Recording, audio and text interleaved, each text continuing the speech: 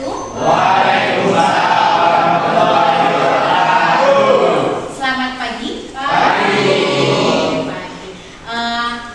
Sebelum kita memulai pelajaran pada pagi hari ini, marilah kita berdoa ya. Ahmad, boleh pimpin doanya.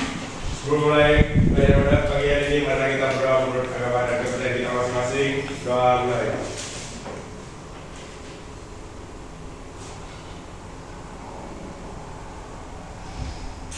Doa selesai.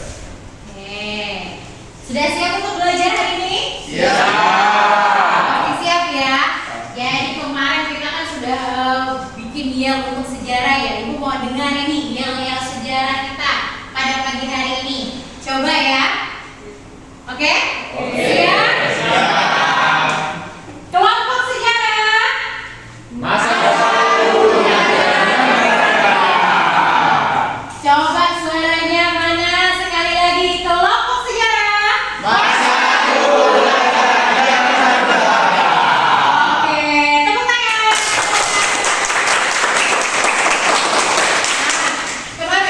Kemarin kan kita sudah belajar tentang masa pendudukan Jepang ya. Ya dah. Nah, nanti kita akan lanjut ke tentang proklamasi kemerdekaan. Tapi sebelum itu Ibu absen dulu ya. Siapa tahu ada yang tidak hadir pada pagi hari ini. Oke.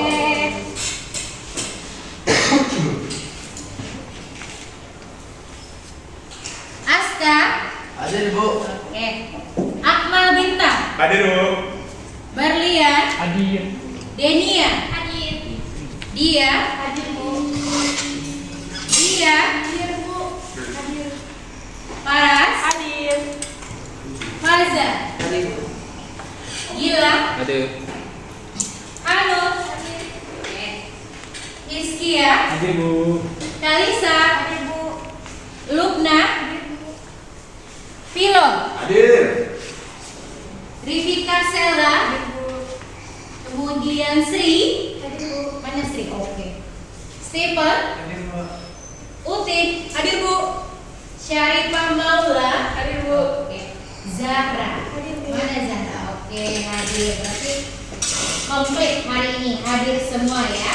Alhamdulillah. Baik. Kita langsung masuk saja. Ya, pada hari ini sebenarnya kita mempelajari tentang proklamasi kemerdekaan. Nah, sebelum itu, Ibu juga mau nanya-nanya lagi nih tentang masalah kita yang kemarin. Kita kan belajar tentang apa kemarin?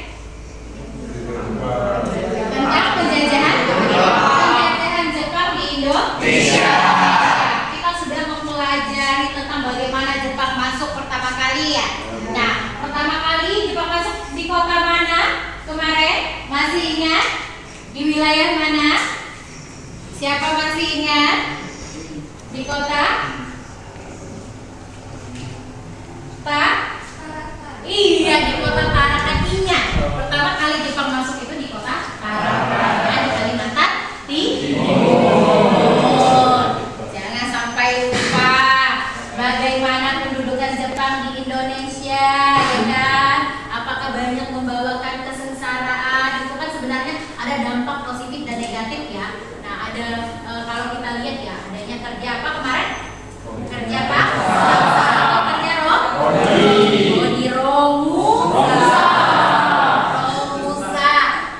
Ingat. Nah, itu banyak membawa kesengsaraan, tetapi ada dampak positifnya juga. Apa dampak positif dari pendudukan Jepang di Indonesia? Salah satu yang pernah kemarin kita bahas. Indonesia bisa mengenal orang-orang komunitas. Oh, rakyat Indonesia bisa mengenal barang-barang komunitas ya. Itu sih sebenarnya lebih tepatnya ke pada masa penjajahan Belanda sih sebenarnya.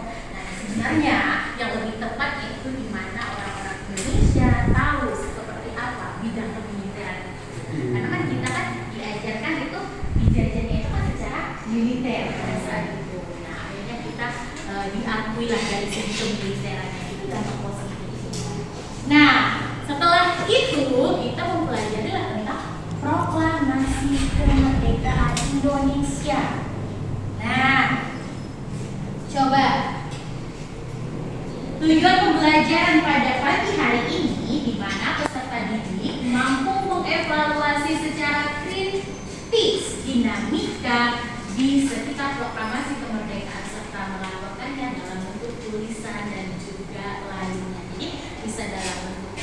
bisa dalam bentuk presentasi dan lain sebagainya. Oke, nah kemudian ini indikator. Nah, indikator yang kita pelajari pada hari ini adalah peserta didik mampu menganalisis peristiwa-peristiwa seputaran proklamasi kemerdekaan. Jadi kalian tahu peristiwa apa sih sebelum proklamasi itu? Nah, jadi kan banyak peristiwa-peristiwa sebelum adanya proklamasi kemerdekaan. Kemudian yang kedua, peserta didik mampu mengidentifikasi tokoh-tokoh yang terlibat di dalam peristiwa proklamasi. Jadi kita tidak hanya tahu Soekarno, Muhammad Hatta, itu kan yang selalu kalian tahu, tetapi ternyata banyak tokoh-tokoh lain, banyak para pejuang-pejuang lain yang ternyata juga terlibat dalam proklamasi kemerdekaan. Nah, siapa-siapa orangnya nanti akan kita bahas. Oke. Kemudian, nah, ini punya pertanyaan pemantik nih. Nah, pertanyaan pemantiknya di sini adalah bagaimana sih sebelum kita masuk ke proklamasi ya? Bagaimana sih dampak kekalahan Jepang pada perang Asia Pasifik bagi bangsa Indonesia? Bagaimana dampak dari pendudukan dari perang Asia Pasifik? Kan sudah pernah ya, kemarin kan kita sudah menyatakan ya, sudah dipelajari ya, Jepang itu terlibat dalam perang dunia. Nah, Jepang juga pernah melawan Rusia pada tahun 1905. Nah, ya dah. Setelah melawan Rusia, kemudian Jepang masuk ke dalam perang dunia kedua, ya nah, yang terjadi di tahun 1940-an, ya kan. Nah, kemudian Jepang masuk ke Indonesia di tahun 1942. Nah, Jepang berani menyerang Amerika ya, yaitu pangkalan Pearl Harbor ya, yang pada saat itu diserang. Nah, akhirnya menjadi musuh. Nah, sekali menjadi musuh, akhirnya apa? Akhirnya blok barat ini memerangilah yang namanya Jepang. Nah, jadi Jepang bertandinglah pada saat itu dengan orang-orang dari blok barat, dengan negara-negara dari blok barat. Nah, tapi sebenarnya Jepang ini adalah merupakan negara Asia yang luar biasa. Sampai detik terakhir pun hampir kalah itu, Jepang itu tidak pernah merasakan dia kalah, dia selalu maju. Jadi boleh kita petik pelajaran daripada pendudukan Jepang, di mana mereka tidak pernah pantang menyerah. Ya, nah, jadi Jepang ini pada masa Perang Dunia Pertama dia ini berperang di front Asia Pasifik. Nah, jadi apa sih dampak kekalahan Jepang pada perang Asia Pasifik bagi kita, bagi Indonesia itu seperti apa? Ada yang tahu? Ada yang tahu? Nah, oke. Dampak kekalahan Jepang pada perang Asia Pasifik menyebabkan Indonesia mengalami situasi kekosongan kekuasaan. Oke. Situasi tersebut pun dimanfaatkan oleh Indonesia untuk mengambil alih kekuasaan Jepang. Oke. Berikan tepuk tangan. Betul juga. Jadi apa yang dikatakan Denny itu betul. Di mana pada saat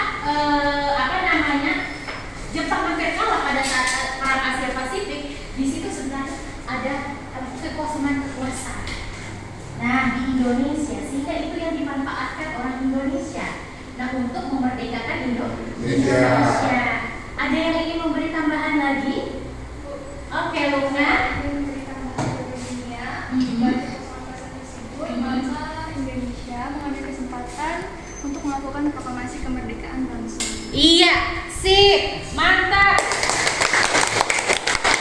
Jadi seperti itu, memang adanya kekosongan kekuasaan itu dimanfaatkan oleh orang Indonesia. Kalau enggak akan kita kemerdekaan. Nah, jadi karena apa? Menurut orang-orang Indonesia, kemerdekaan itu bukanlah dibeli, tapi hasil dari payah sendiri. Jadi ingat itu. Oke. Nah, nanti di sini kita akan bercerita tentang awalnya Indonesia bisa merdeka. Yang pastinya itu dengan adanya Jepang dijatuhi nuklir oleh siapa? Iya. Akhir tahun 1944 kondisi militer Jepang semakin lemah. Mengapa lemah? Karena pada saat itu Jepang itu kalah. Sudah banyak wilayah-wilayah yang pada saat itu Jepang itu sudah menyerah, kalah ya, tapi tidak pernah menyerah sih dia. Jadi ibaratnya kalah dia pada saat itu. Akhirnya pada saat itu setelah mengalami banyak kekalahan dalam sekutu di berbagai wilayah Asia Pasifik ya. Nah, para pemimpin sekutu ini bertemu. Nah, di situ sudah ada Amerika, Inggris dan juga Cina ini bertemu, mengadakan pertemuan pada saat itu di Jerman ya. Nah, dan dikenal dengan nama konferensi Potsdam. Nah, isi dari konferensi Potsdam ya, di mana mereka ini bertemu itu deklarasi Potsdam ini yaitu satu, semua penjahat perang harus diadili secara keras, termasuk pelaku kekejaman kepada para tawanan. Nah, kedua, pemerintah Jepang harus memberikan kebebasan dan memperlakukan demokrasi. Nah, serta menghormati atas hak-hak asasi manusia. Yang ketiga, pemerintah Jepang diberikan kesempatan untuk memilih mengakhiri perang pada sekutu dengan cara menyerah tanpa syarat atau memilih penghancuran secara besar-besaran. Jadi Jepang pada saat itu sudah diajak untuk pergi oleh negara-negara blok barat. Nah, mau menyerah tanpa syarat, ya, tidak ada perlawanan, ataukah mau ada perlawanan berarti siap-siap untuk dihancurkan pada saat itu. Nah, tetapi Jepang itu sangat kuat. Jepang menolak adanya deklarasi Potsdam itu. Jepang menolak, sehingga pada saat itu mau tidak mau ya, akhirnya sekutu menjatuhkan bom tepatnya di Hiroshima dan juga Nagasaki. Di Hiroshima tanggal berapa? Iya, jadi secara bertahap ya, 6 Agustus di Hiroshima, kemudian 9 Agustus di Nagasaki ya, harus diingat. Jadi 6 Agustus di Hiroshima, kemudian tanggal 9 itu di Nagasaki. Mengapa dipilih Hiroshima dan Nagasaki? Ada yang tahu? Ada yang tahu mengapa sih yang dipilih ini, dua wilayah ini di di Jepang? Ada yang tahu?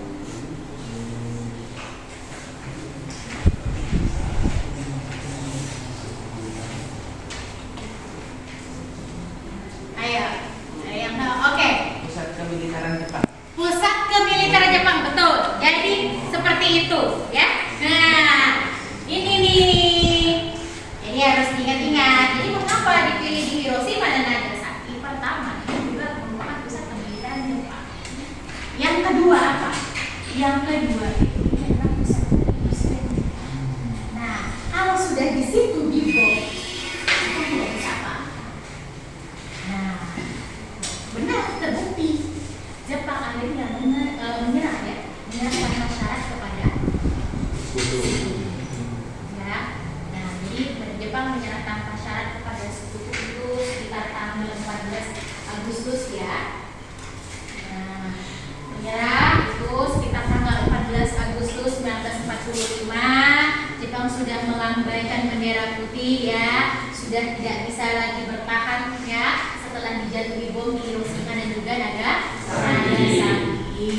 Nah, akhirnya terjadilah yang tadi Denia bilang, kekosongan kekuasaan, vacuum of power. Nah, di sini ya orang Indonesia masuk. Nah, tapi dari mana sih orang Indonesia tahu? Siapa sih orang Indonesia yang pertama kali mengetahui Jepang kalah terhadap sekutu? Iya, Sultan Syahrir. Ini dari golongan pemuda. Sultan Syahrir lah yang mengetahui. Itu pun apa? Melalui siaran radio dari BBC. Nah, dia mengetahui, oh ternyata Jepang kalah melawan sekutu. Cepat-cepat dia mencari informasi, cepat-cepat dia memberitahukan. Pada saat itu dia memberitahukan kepada Soekarno dan juga Muhammad Hatta bahwa kita harus memanfaatkan ini kekosongan kekuasaan. Nah, pada saat itu, nah kemudian ya tepat Nah, kita ada masalah yang harus kita bahas di sini, yaitu nanti Ibu akan memutarkan dua video, ada bagian 1, ada bagian 2 tentang proklamasi.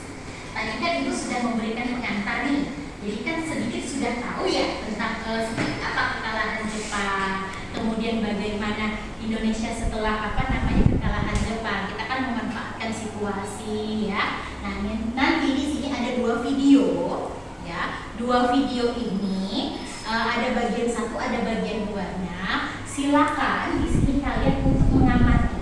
Nah, nanti akan Ibu beri LKPD kelompok. Jadi nanti akan ada pembagian kelompok ya. Jadi ini model LKPD kelompoknya.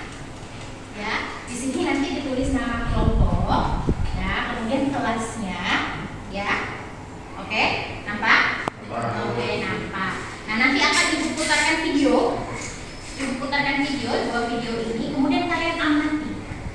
Ya, kalian amati bersama kelompok kalian, nanti dibagi kelompoknya, kalian amati bersama kelompok. Nah, kemudian silakan kalian deskripsikan kembali apa sih yang ada di video tersebut. Ya? Paham? Oke. Jadi didiskusikan bersama temannya. Buku paket sudah ada, silakan dimanfaatkan juga ya. Nah, jadi nanti didiskusikan bersama temannya. Kemudian setelah didiskusikan dituliskan. Ya, ini ada lembar jawabannya. Nah, ini silakan dituliskan di dalam lembar jawabannya seperti apa. Ya, kemudian nanti seperti biasa kita presentasikan ke depan. Dengan menggunakan yel-yel kembali. Kalau sejarah itu supaya tidak membosankan harus punya semangatnya. Jadi harus buat yel, biar bersemangat ya. Nah, nanti pembagian kelompoknya ini di sini sudah ada pembagian kelompok, sudah dibagikan kelompoknya. Jadi ada kelompok pemuda, ada kelompok pejuang, dan juga ada kelompok pemberani. Harus sesuai dengan tema kita, yaitu proklamasi. Kalau kemarin tema kita Jepang, makanya kita ngambil daripada makanan Jepang. Ada sushi, sashimi, mochi, ramen. Nah, sekarang karena kita ingin membahas tentang proklamasi, berarti sesuai lagi kelompoknya, yaitu tentang pemuda, pejuang, dan juga pemberani. Inilah proklamasi. Oke? Sudah siap? Oke, nama-namanya tidak ada yang tidak ada ya namanya ya. Sudah ada semua ya? Sudah sip ya? Oke, kalau memang sudah sip, silakan ke kelompoknya masing-masing, diskusikan, nanti Ibu bagikan LKPD-nya. Ini kita buat 3 kelompok saja ya. Oke. Nah, kemudian bagi yang ingin bertanya dan lain sebagainya, boleh. Kalau nanti sudah Ibu tampilkan videonya, ada misalnya kegelisahan, oh pengen tahu, pengen tanya nih tentang ini, boleh kita tanyakan dengan teman-temannya. Kalau memang teman-temannya tidak bisa menjawab, berarti kan nanti akan dilemparkan kepada Ibu yang akan memberikan jawabannya. Oke? Sip. Oke, bentuk dulu kelompoknya.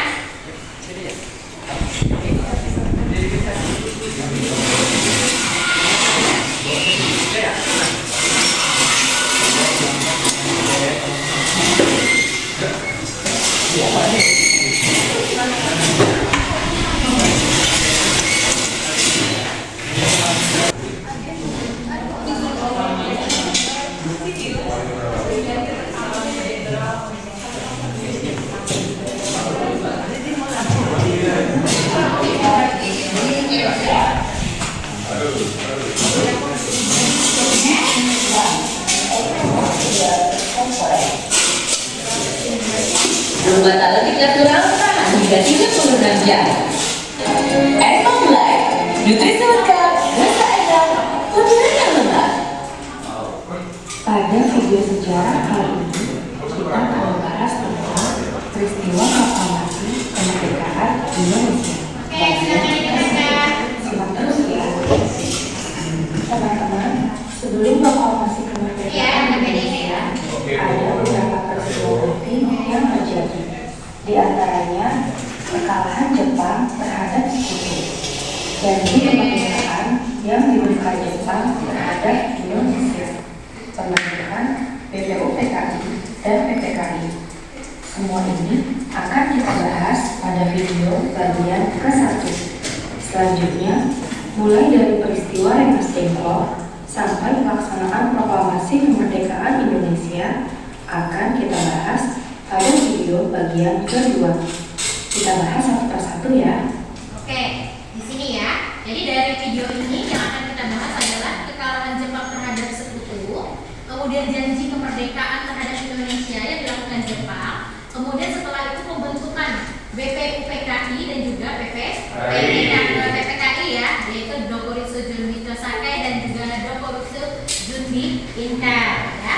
Nah kemudian ada yang namanya peristiwa Rengas Dengklok. Nah ini adalah sekitaran sebelum kemerdekaan Indonesia. Inilah yang dikatakan peristiwa-peristiwa penting seputaran proklamasi. Kemudian pelaksanaan proklamasinya ya. Oke, silakan disimak. Kalau misalnya ketepatan videonya, kalian nanti minta dulu sama ibu sebentar ya, minta Polska. Bang Anu kan Oke. asep kan. Kekalahan Jepang terhadap Sekutu Dia mau join. yang menjadi titik awal peristiwa proklamasi kemerdekaan Indonesia.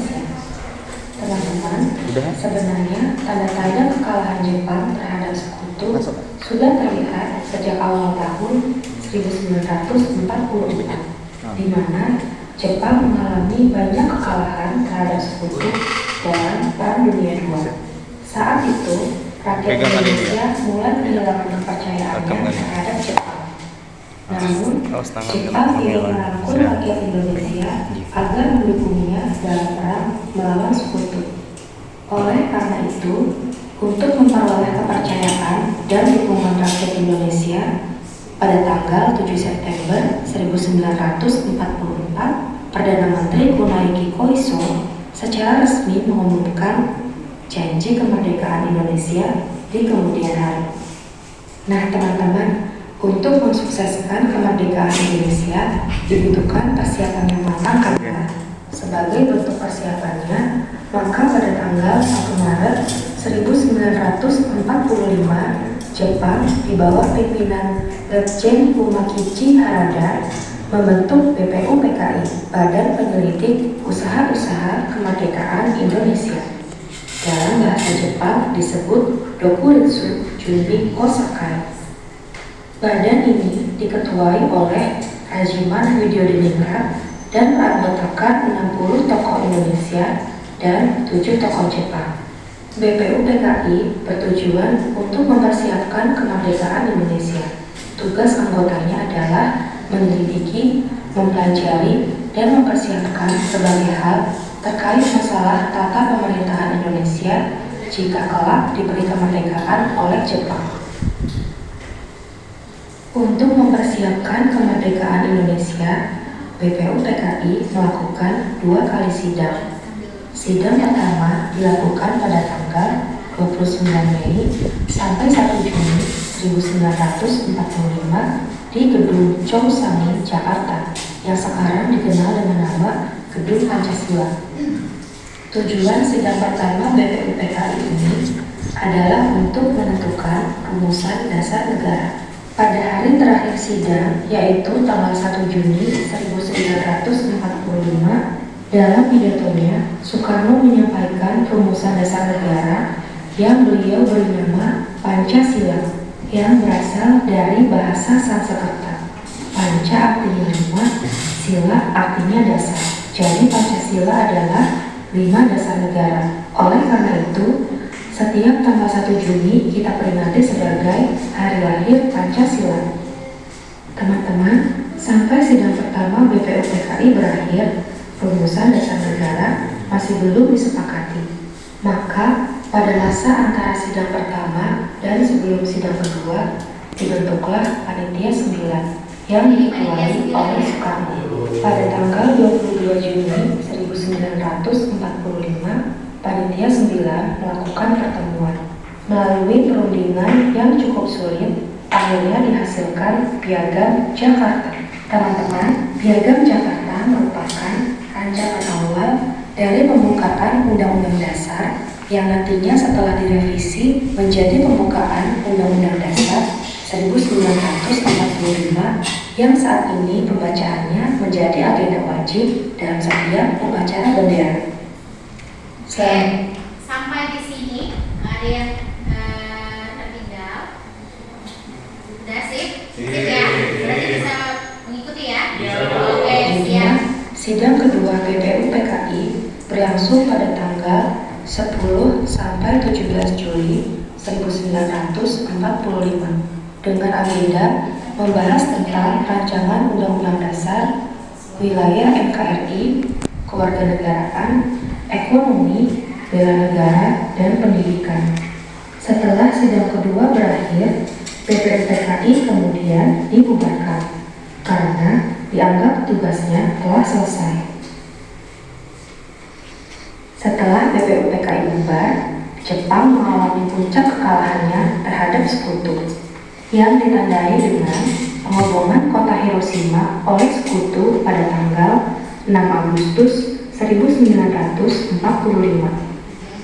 Peristiwa bom atom ini telah menjatuhkan martabat bangsa Jepang. Kekalahan Jepang terhadap Sekutu tidak dapat disembunyikan lagi. Keesokan harinya setelah pengoboman kota Hiroshima, yaitu pada tanggal 7 Agustus 1945, Jepang kemudian mempertegas janjinya kepada rakyat Indonesia untuk memberikan kemerdekaan. Jepang di bawah kepemimpinan Jenderal Terauchi membentuk PPKI, Panitia Persiapan Kemerdekaan Indonesia.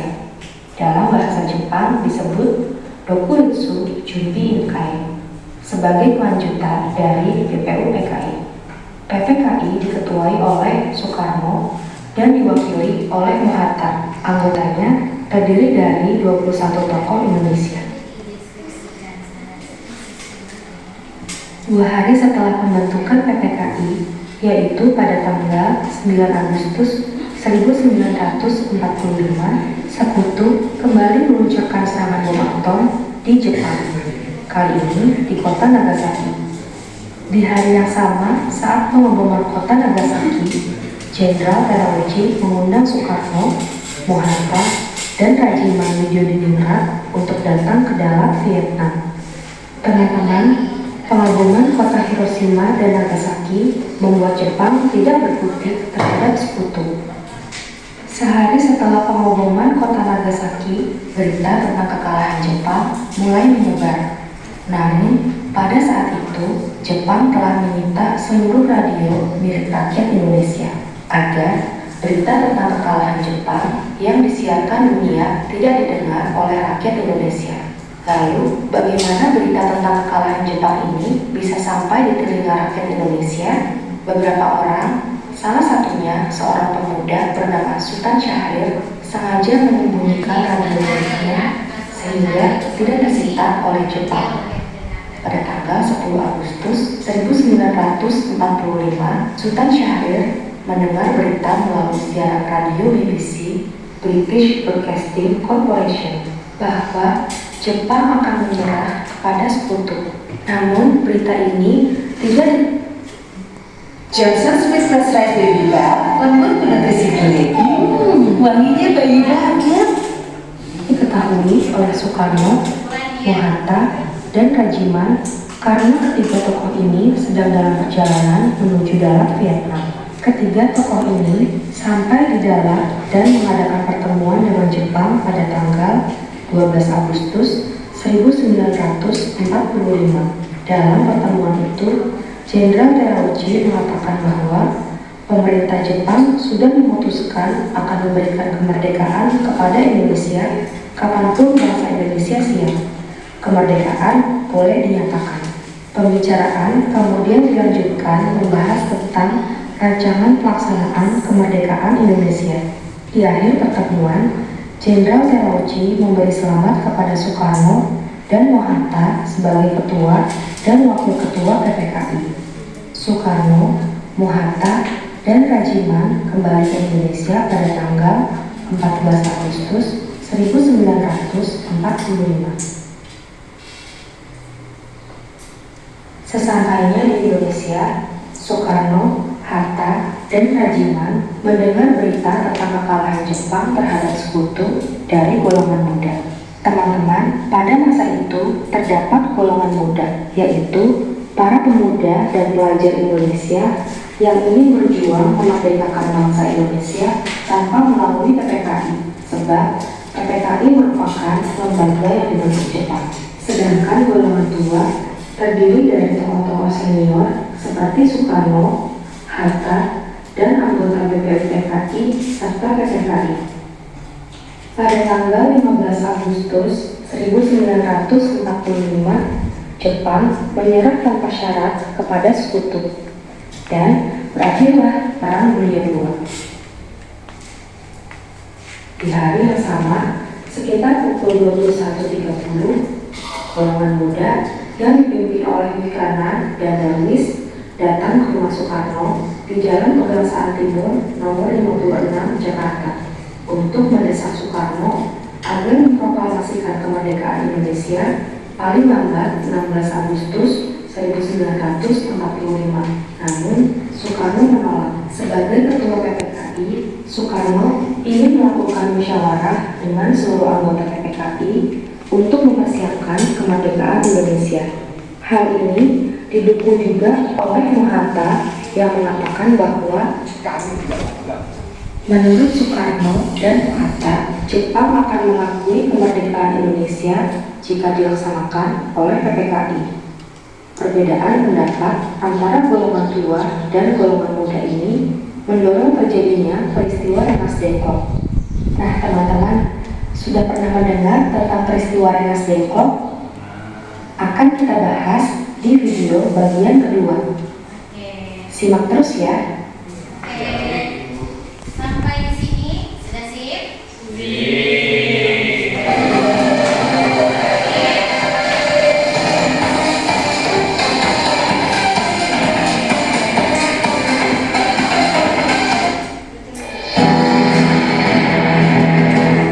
Pada video sejarah kali ini, Kita masuk ke video yang kedua. Sudah disiapkan? Ya? Oke.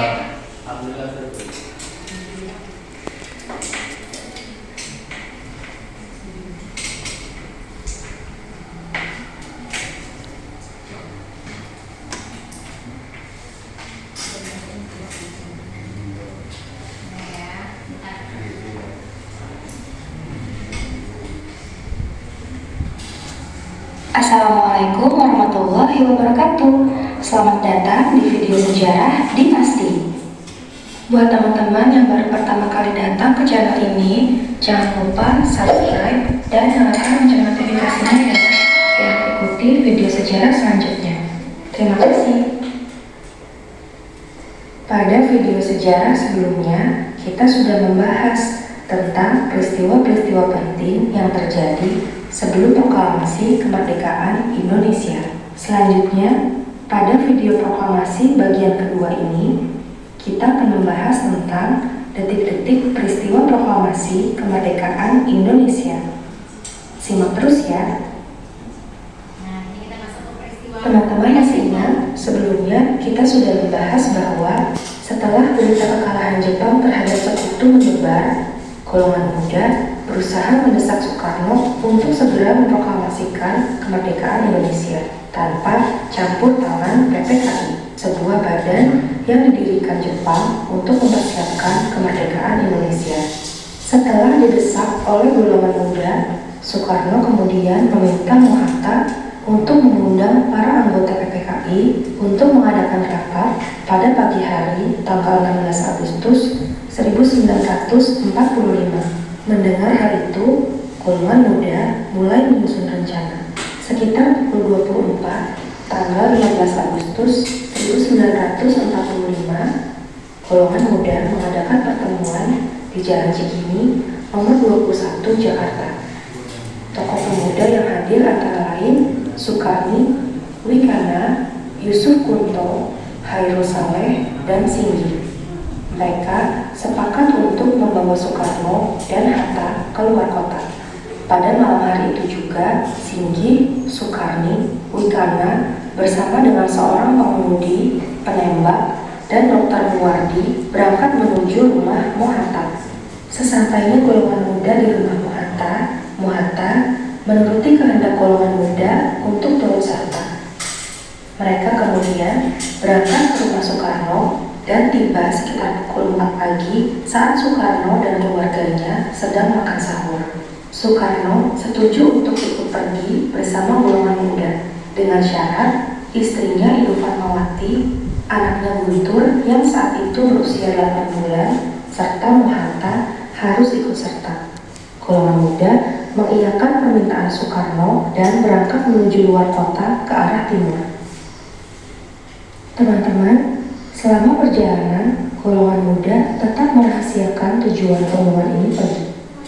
Ternyata, golongan muda membawa mereka ke Rengas Dengklok. Daerah ini dipilih golongan muda sebagai tempat penculikan Soekarno dan Hatta karena wilayahnya terpencil dan keamanannya terjamin. Pagi hari, tanggal 16 Agustus 1945, rombongan Soekarno tiba di Rengas Dengklok. Mereka ditempatkan di rumah keluarga Tionghoa yang sangat simpati terhadap perjuangan bangsa Indonesia bernama Chiao Ki-siong. Selama di Rengas Dengklok, perdebatan antara kedua golongan terus berlanjut. Sementara itu, di Jakarta, rapat PPKI yang seharusnya dilaksanakan pagi hari gagal. Warna baru Super Stay Vinyl Ink dari Maybelline New York. Warna shiny pigmented tanpa transfer.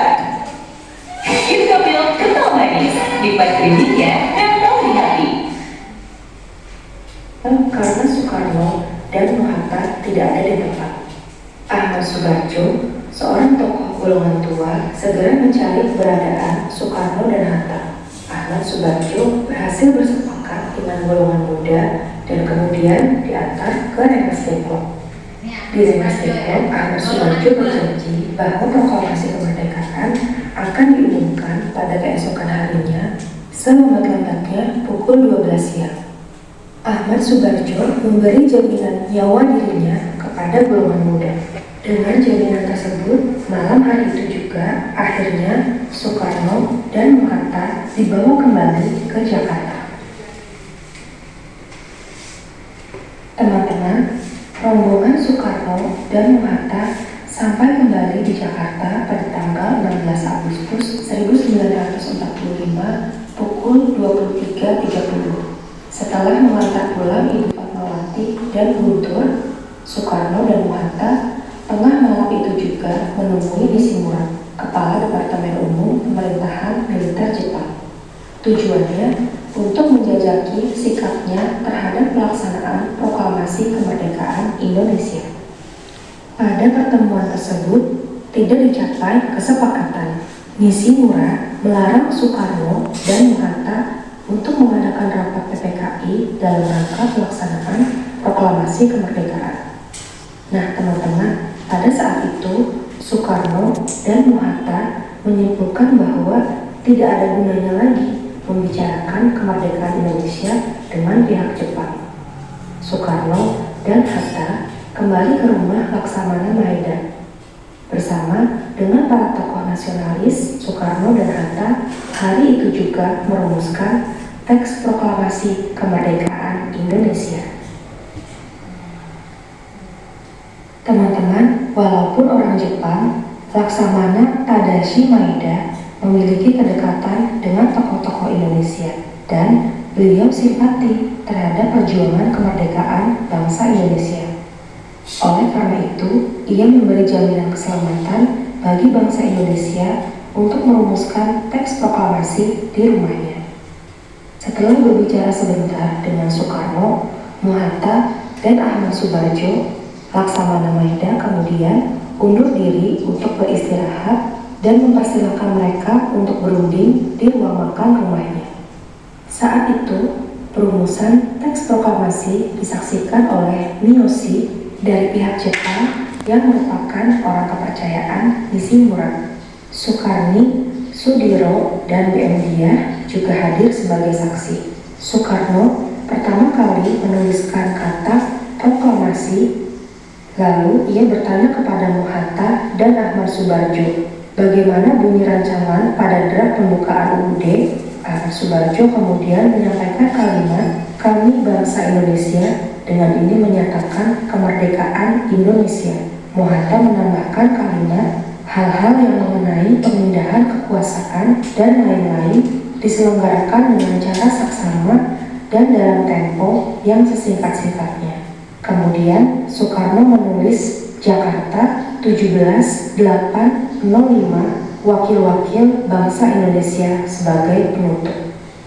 Pukul 4 pagi, naskah proklamasi selesai disusun. Soekarno meminta persetujuan dalam bentuk tanda tangan oleh semua saksi yang hadir hari itu.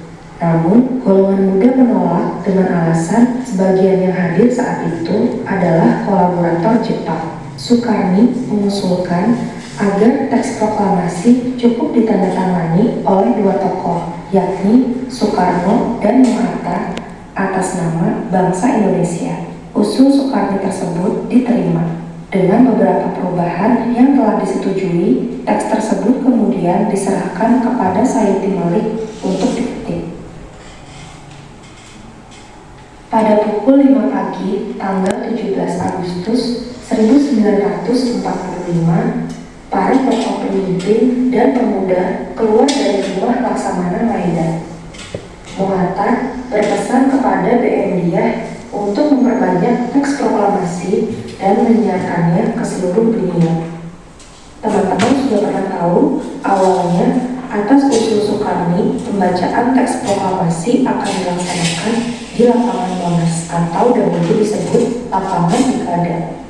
Namun, Soekarno merasa jika diadakan di tempat yang luas dan ramai, hal itu dapat menimbulkan bentrokan antara rakyat dengan pihak militer Jepang. Kemudian, ia mengusulkan untuk menyelenggarakan proklamasi di rumahnya di Jalan Pegangsaan Timur, nomor 56, Jakarta. Usul Soekarno tersebut disetujui, dan naskah proklamasi kemerdekaan Indonesia akan dibacakan bersama Muhatta pada hari Jumat 17 Agustus 1945 pukul 10 waktu Indonesia Barat. Saat itu sedang bulan puasa. Hari itu, rumah Soekarno dipadati oleh banyak orang. Sodanko Latif Hendradiningrat menugaskan anak buahnya untuk berjaga-jaga di sekitar rumah Soekarno. Upacara diawali dengan pembacaan teks proklamasi oleh Soekarno. Kemudian dilanjutkan dengan pengibaran bendera merah putih oleh Latif Hendradiningrat dan S. Suhur dengan bendera merah putih yang dijahit oleh Ibu Fatmawati. Sementara tiang bendera menggunakan sebatang bambu. Bersamaan dengan naiknya bendera merah putih, hadirin secara spontan menyanyikan lagu Indonesia Raya tanpa ada yang memimpin. Terakhir, sambutan oleh Wali Kota Sumirno dan Dr. Muwardi dari keamanan. Sekitar pukul 11 waktu Indonesia Barat, upacara selesai. Dan berakhirlah peristiwa proklamasi kemerdekaan Indonesia. Teman-teman, tunggu terus kelanjutan video sejarah dinasti ya. Bantu dukung channel ini dengan share, like, dan subscribe.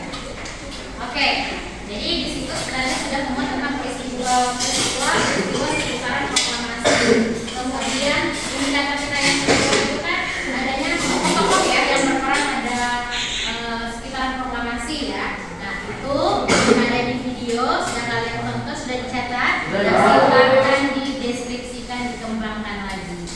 Oke. Tadi kelompok pemberani yang mana ya? Oke. 4 kan 6. Oke, kelompok pejuang? Pejuang mana? Oke. Kelompok pejuang.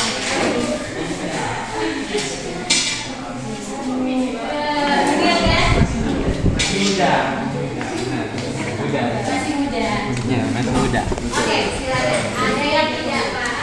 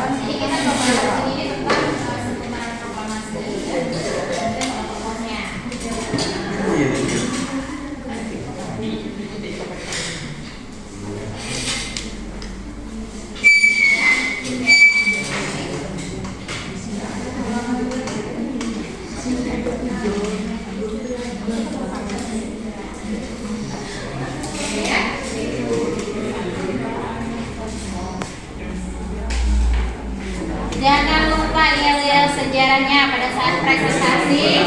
Sebelum maju itu tolong yel-yel penyemangatnya supaya kelompoknya semakin bersemangat dalam menyampaikan presentasinya.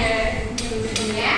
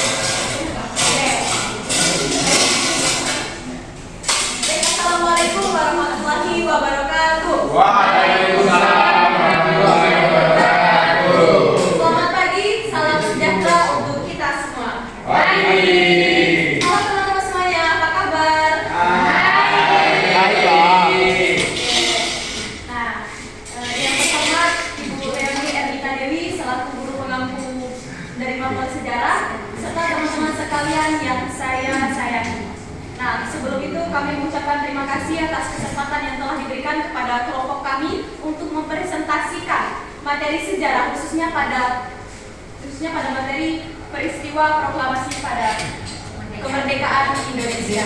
Nah, sebelum itu perkenalkan saya Utin Hastari Amalia selaku moderator dari kelompok pemuda.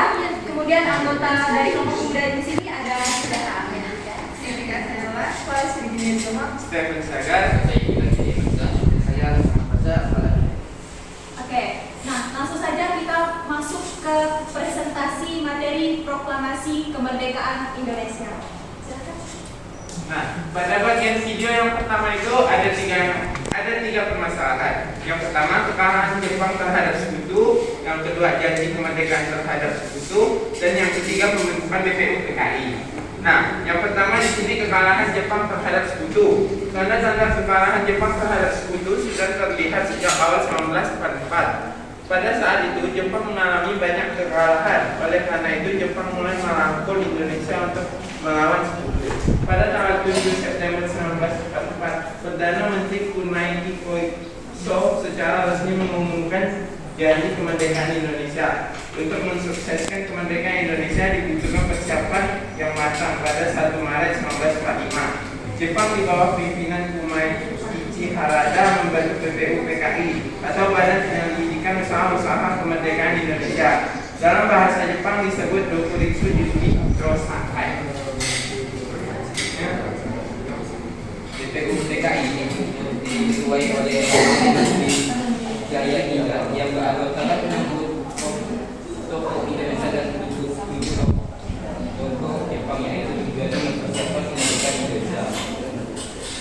Anggota BPUPKI memiliki tugas yaitu menyelidiki, mempelajari, dan disiapkan berbagai hal yang terkait tentang pemilihan Indonesia jika telah diberi kemerdekaan Indonesia.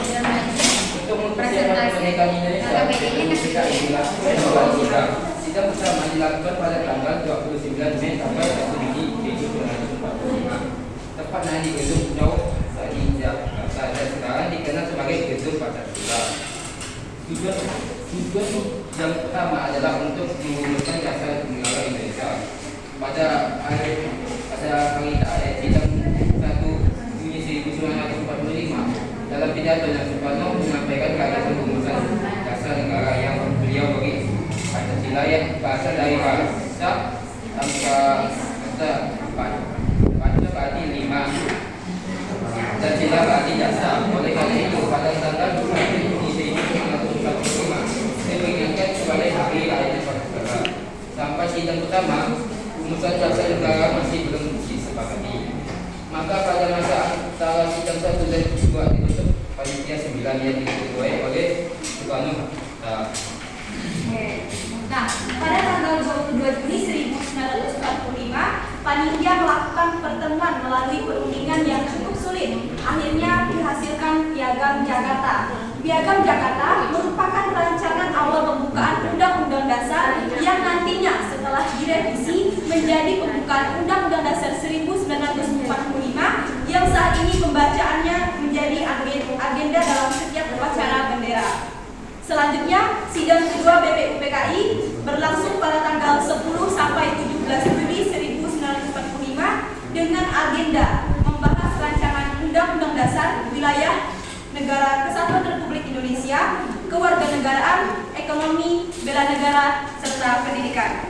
Setelah sidang kedua berakhir, BPUPKI kemudian dibubarkan karena tugasnya telah selesai. Setelah BPUPKI bubar, Jepang mengalami puncak kekalahan terhadap sekutu yang ditandai dengan pengeboman kota Hiroshima oleh sekutu pada tanggal 6 Agustus 1945. Peristiwa bom atom ini telah menjatuhkan martabat bangsa Jepang. Kekalahan Jepang terhadap sekutu tidak dapat disembunyikan lagi.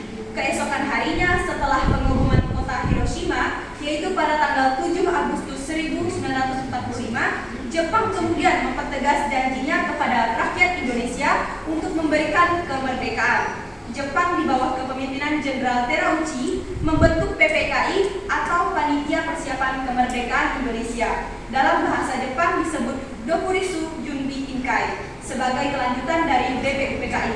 PPKI ini diketuai oleh Insinyur Soekarno dan diwakili oleh Muhammad Hatta. Anggotanya terdiri dari 21 tokoh di Indonesia. Jadi 2 hari setelah pembentukan PPKI, yaitu pada tanggal 9 Agustus 1945, sekutu kembali meluncurkan serangan bom atom di Jepang di kota Nagasaki di hari yang sama. Saat pengeboman kota Nagasaki, Jenderal Terauchi mengundang Soekarno-Hatta dan Regimen ke Dalat, Vietnam. Pengeboman terhadap Hiroshima dan Nagasaki membuat Jepang tidak berkutik terhadap sekutu. Sehari setelah pengeboman kota Nagasaki, berita kekalahan Jepang mulai tersebar. Namun pada saat itu Jepang telah meminta seluruh radio milik rakyat Indonesia agar berita tentang kekalahan Jepang yang disiarkan di dunia tidak didengar oleh rakyat Indonesia. Lalu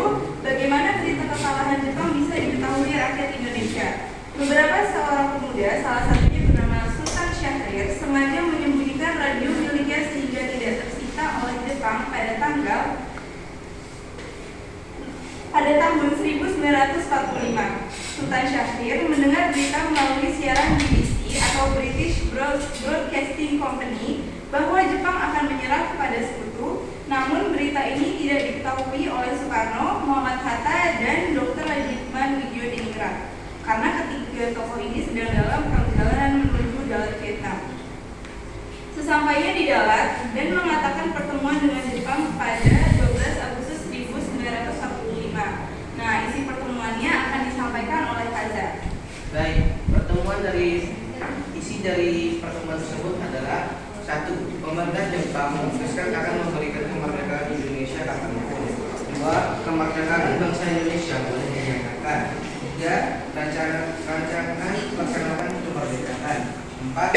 Jenderal Terauchi memberi selamat kepada Soekarno dan Hatta sebagai wakil presiden. Soekarno, Muhammad Hatta, dan Rajiman kembali ke Indonesia pada tanggal 14 Agustus 1945. Sesampainya di Indonesia, mereka mendengar berita kekalahan Jepang sebagai golongan muda. Golongan muda adalah para pemuda dan pelajar Indonesia yang ingin berjuang memerdekakan bangsa Indonesia tanpa melalui PKI dan Jepang.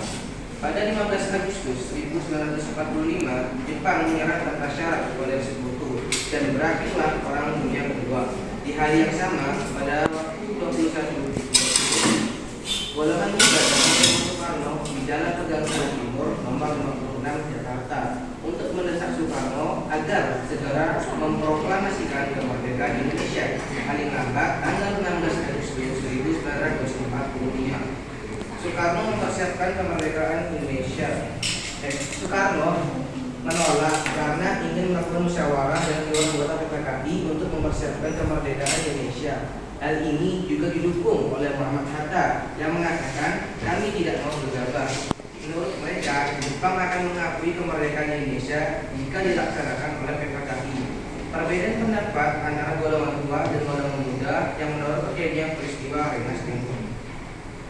Oke, pada video kedua ini membahas tentang kronologi detik-detik peristiwa, mulai dari rencana rapat PPKI, peristiwa penculikan Soekarno dan Hatta ke Rengas Dengklok oleh golongan muda, rumusan teks proklamasi kemerdekaan di Rumah Laksamana Muda Maeda, dan pembacaan teks proklamasi oleh Soekarno yang menjadi titik awal kemerdekaan bangsa Indonesia.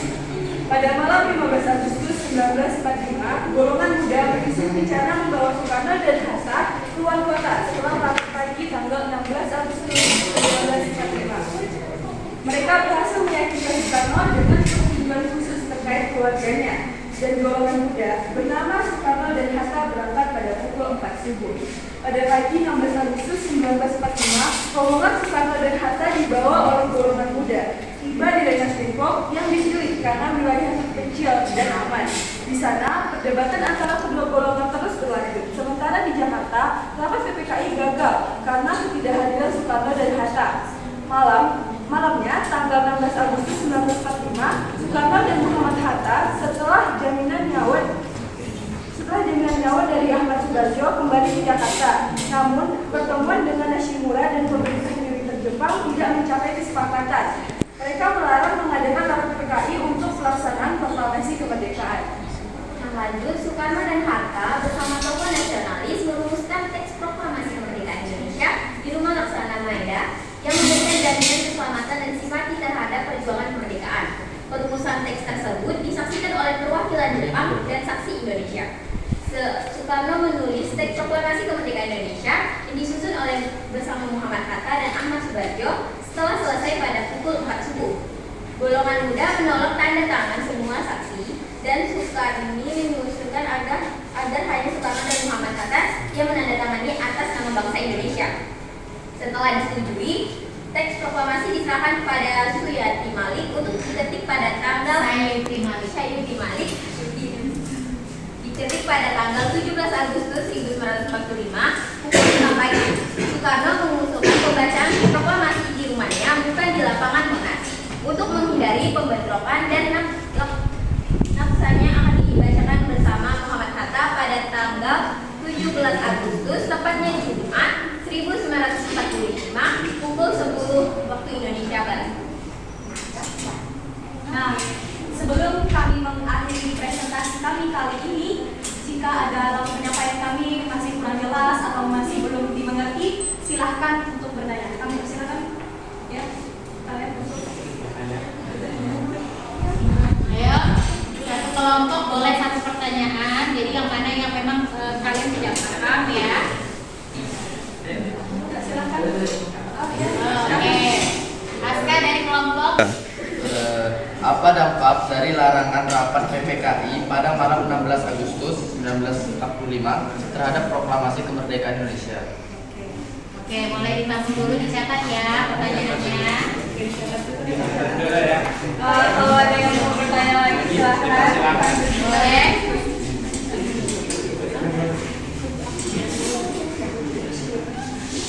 Ya, oke. Kelompok dari kelompok. Ya, komentar aja dari kelompok kedua. Jadi yang saya mau saya tanyakan, apa yang menjadi persetujuan khusus terkait keluarga Soekarno yang membuatnya bersedia dibawa ke luar kota oleh golongan muda? Apa sih? Jelas deh. Gimana? Diulang lagi. Apa yang menjadi persetujuan? Apa yang menjadi persetujuan khusus terkait keluarga Soekarno yang membuatnya bersedia dibawa ke luar kota oleh golongan muda? Saya kami tampung dulu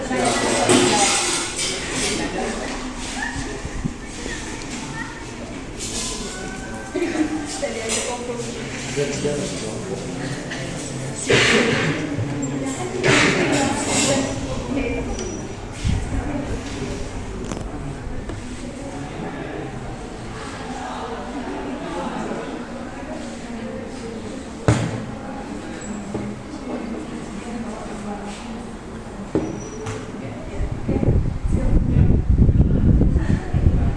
Kalau udah ada jawabannya, satu boleh langsung.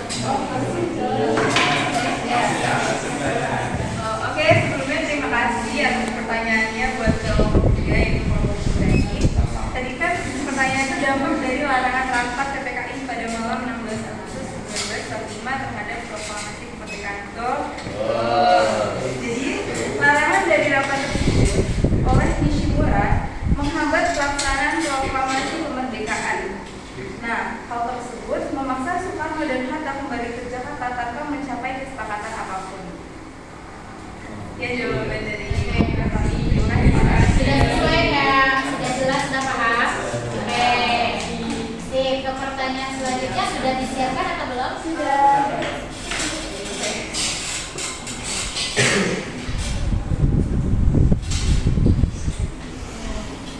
Saya akan menjawab pertanyaan dari Kamal dari kelompok kedua. Pertanyaannya, apa yang menjadi persetujuan khusus terkait keluarga Soekarno yang membuatnya bersedia dibawa ke luar kota oleh golongan muda? Untuk jawabannya, persetujuan khusus terkait keluarga Soekarno adalah bahwa golongan muda akan menjaga keselamatan istri dan anak-anak Soekarno yang masih berada di Jakarta. Soekarno juga mendapat jaminan bahwa golongan muda tidak akan memaksanya untuk melakukan sesuatu yang bertentangan dengan kehendaknya. Terima kasih. Golongan muda itu menjamin keselamatan ya, keselamatan apa namanya keluarga daripada Soekarno sehingga oke Soekarno bilang kita pergi ya oke. Jelas loh. Sudah ada pertanyaan lagi? Oke ya. Oke, kita baca dulu ya. Oke, silakan tutup. Baiklah, hanya ini saja yang kami sampaikan mengenai materi peristiwa penting pada proklamasi kemerdekaan Indonesia. Jika dalam penyampaian presentasi kami ini ada salah kata, kami mohon maaf yang sebesar-besarnya dan mohon maaf apabila jawaban dari kelompok kami ini masih kurang memuaskan ya. Oke, akhir kata dari kelompok kami, wabillahi taufiq wal hidayah. Wassalamualaikum warahmatullahi wabarakatuh.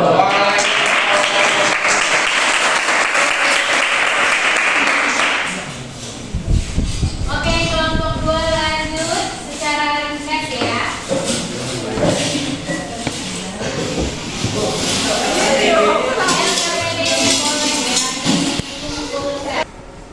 Assalamualaikum warahmatullahi wabarakatuh. Waalaikumsalam warahmatullahi wabarakatuh. Salam sejahtera, Om Swastiastu, Namo Buddhaya, salam kebajikan. Adil Kak Talino, Bacuramin Kak Sarga, Basengat Kak Dibata. Aduh.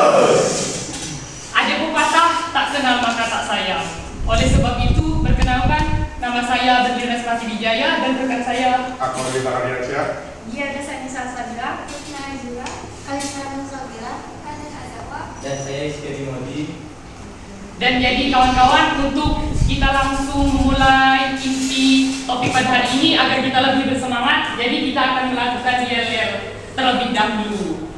Saksikanlah yel-yel dari kelompok pejuang.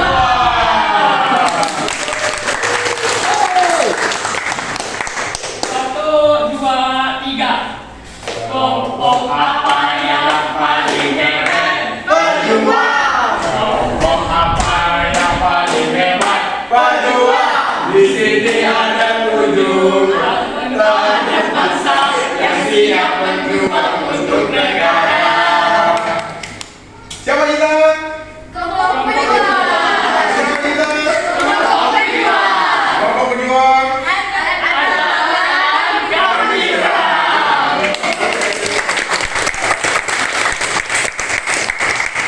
Jadi kawan-kawan, setelah yel-yel, udah semangat pada belum nih? Jadi kita langsung aja nih pada topik kita, yaitu presentasi ya. Oke, silakan dipresentasikan.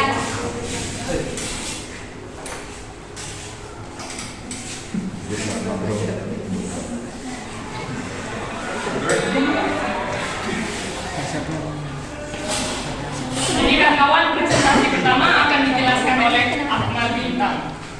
Langsung saja untuk mempersingkat waktu, tanda kekalahan Jepang sudah terlihat sejak awal 1944. Jepang ingin merangkul rakyat Indonesia untuk melawan sekutu dengan cara mengumumkan janji kemerdekaan Indonesia di kemudian hari. Pada tanggal 1 Maret, Legend Kumakichi Harada yang merupakan orang Jepang membentuk BPU PKI yang diketuai oleh Rajiman Wijaya Diningrat dengan 60 anggota bangsa Indonesia dan 7 orang Jepang. BPU PKI melakukan 2 kali sidang. Pada sidang pertama yang diadakan pada tanggal 29 Mei sampai 1 Juni 1945 di Gedung Pancasila, bertujuan untuk menentukan rumusan dasar negara. Pada hari terakhir yaitu 1 Juni 1945, Soekarno dalam pidatonya menyampaikan rumusan dasar negara yang bernama Pancasila. Oleh karena itu, 1 Juni menjadi hari lahir Pancasila. Sebelum sidang kedua dilaksanakan dibentuk panitia 9 yang diketuai oleh Soekarno. Pada tanggal 22 Juni 1945, panitia 9 mengadakan pertemuan melalui perundingan yang cukup sulit, akhirnya dihasilkan piagam Jakarta. Selanjutnya, sidang kedua yang dilaksanakan pada tanggal 10 sampai 17 Juli 1945 membahas tentang Undang-Undang Dasar, Wilayah NKRI, Kewarganegaraan, Bela Negara, dan Pendidikan. Setelah sidang kedua, BPU PKI dibubarkan dan Jepang mengalami kekalahan, ditandai dengan pengeloboman Hiroshima pada tanggal 16 Agustus. Jepang mempertegas janjinya untuk memberikan kemerdekaan dengan membentuk PPKI yang diketuai oleh Soekarno dan wakilnya Muhammad Hatta. Pada tanggal 9 Agustus, Nagasaki dibom sekutu dan di hari yang sama, Jepang mengundang Soekarno, Muhammad Hatta, dan Rajiman Wijaya untuk datang ke darat Vietnam.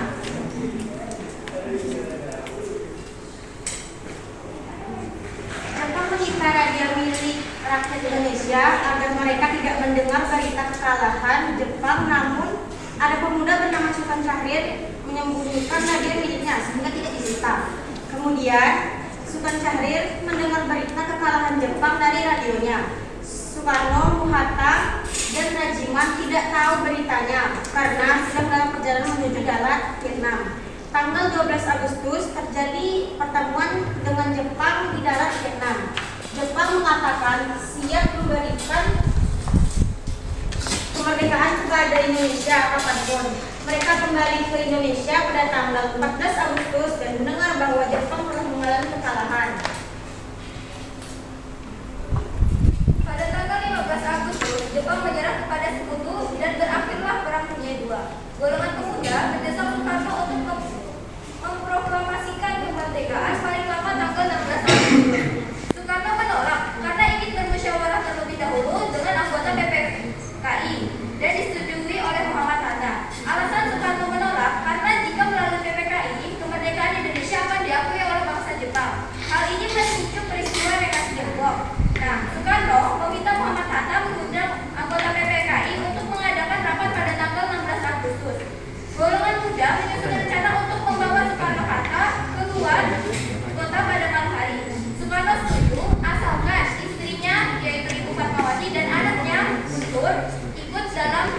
perjalanan tersebut. Golongan muda membawa Soekarno berangkat keluar kota menuju ke arah timur. Nah, golongan muda ini membawa Soekarno dan anggota keluarganya ke arah Rekas Depok. Daerah ini dipilih sebagai tempat penculikan karena wilayahnya terpencil, akan tetapi keamanannya terjamin. Nah, 16 Agustus mereka telah sampai di Rekas Depok. Mereka ditempatkan di rumah orang Tionghoa yang bernama Jiao Qi-xiong. Nah, dia ini orang yang bersimpati terhadap perjuangan rakyat Indonesia. Lalu perdebatan dua golongan terus berlanjut. Perdebatan dua golongan terus berlanjut. Rapat PPKI gagal karena tidak ada Soekarno dan Hatta. Ahmad Subarjo, golongan 2, mencari Soekarno Hatta dan membuat kesepakatan dengan golongan muda dan dibawa ke Rekas Depok. Ahmad Subarjo berjanji proklamasi akan diumumkan keesokan harinya paling lambat jam 12 siang dan memberi nyawanya sebagai jaminan. Akhirnya Hatta dibawa kembali ke Jakarta dan sampai pada pukul 11:30 pada tengah malam. Itu juga Soekarno menemui Visi Muda, Kepala Departemen Umum Pemerintah Jepang. Visi Muda, Kepala Departemen Umum Pemerintah Jepang, untuk menjajaki sikap Jepang terhadap pelaksanaan kemerdekaan Indonesia, namun tidak tercapai kesepakatan. Soekarno-Hatta menyimpulkan tidak ada gunanya membicarakan kemerdekaan dengan pihak Jepang. Soekarno-Hatta kembali ke rumah Laksamana Meja bersama tokoh nasionalis lainnya untuk merumuskan teks proklamasi kemerdekaan Indonesia. Laksamana Tadashi Maeda merupakan orang Jepang yang memiliki kedekatan dengan tokoh Indonesia dan bersimpati terhadap perjuangan Indonesia. Tadashi Maeda menjamin keselamatan bangsa Indonesia untuk merumuskan teks proklamasi di rumahnya. Proklamasi disaksikan oleh Miyoshi dari Jepang yang merupakan orang kepercayaan Nishimura. Kepercayaan Nishimura, Sukarni, Sachihiro, dan B.F. Dia juga hadir. Soekarno bertanya kepada Hatta dan Ahmad Subarjo.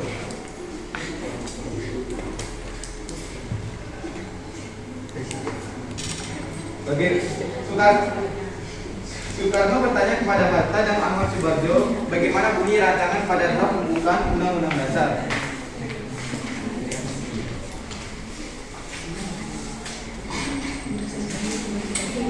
Ayo pertanyaan disiapkan satu-satu setiap kelompok.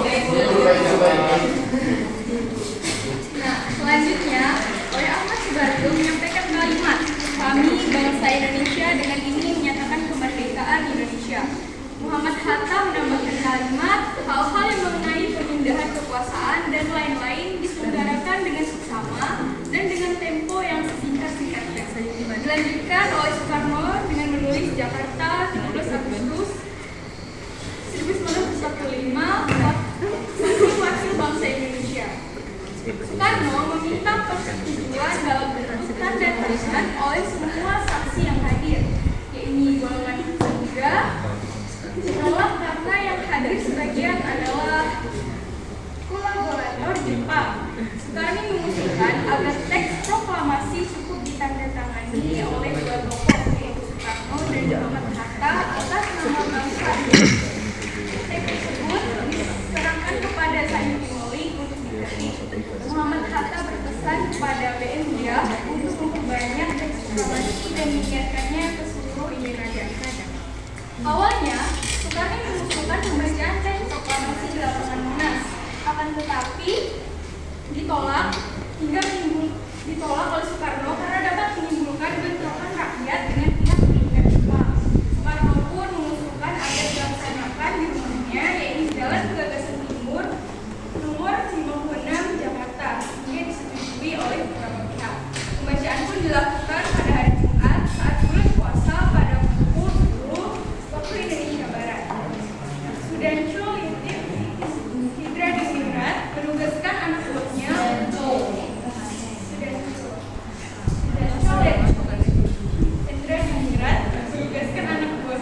berjaga di sekitar rumah Soekarno. Upacara diawali dengan pembacaan proklamasi, dilanjutkan pengibaran bendera merah putih. Bendera tersebut dijahit oleh Ibu Fatmawati, yang bendera yang digunakan menggunakan baku bersamaan dengan naiknya bendera. tentang menyanyikan lagu Indonesia Raya dan acara selesai untuk support durasi Indonesia Raya. Nah itu sekian penjelasan materi dari kami. Apakah dari kelompok yang lain ingin bertanya? Kami persilakan.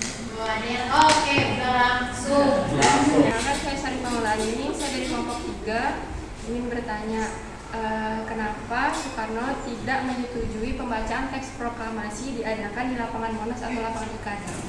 Terima kasih. Mau belas? Perkenalkan, saya Farah Putri Dinazhak dari kelompok pemuda atau kelompok 1. Saya ingin bertanya, apa tugas pokok dari BPUPKI? Terima kasih. Para untuk pertanyaannya akan disambung terlebih dahulu ya. Tulis dulu tugas pokok BPUPKI. Kemudian tadi apa? Kenapa Soekarno tidak?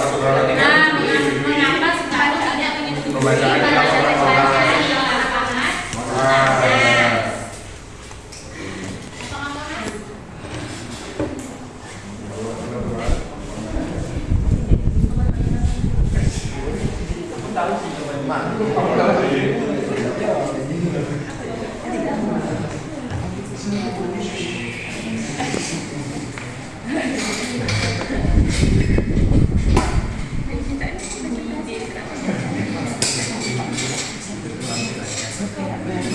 Oke, nanti jawabnya secara singkat saja yang jelas.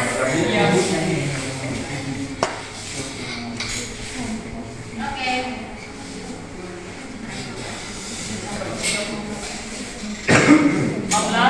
Silakan Hizkia menjawab pertanyaan 15 tersebut ya. Oke. Jadi, mengapa Soekarno tidak setuju pembacaan teks proklamasi diadakan di lapangan Monas atau lapangan Ikada? Karena menurut Soekarno, lapangan Monas sangat terbuka hingga takut menimbulkan bentrokan antar rakyat dengan pihak militer Jepang. Karena pada saat itu Jepang masih ada.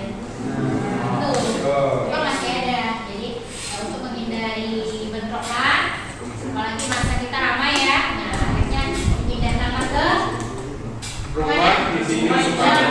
Oke, rumah Insinyur Soekarno. Oke, selanjutnya. Siapa yang menjawab? Kalisa atau Luna? Atau dia?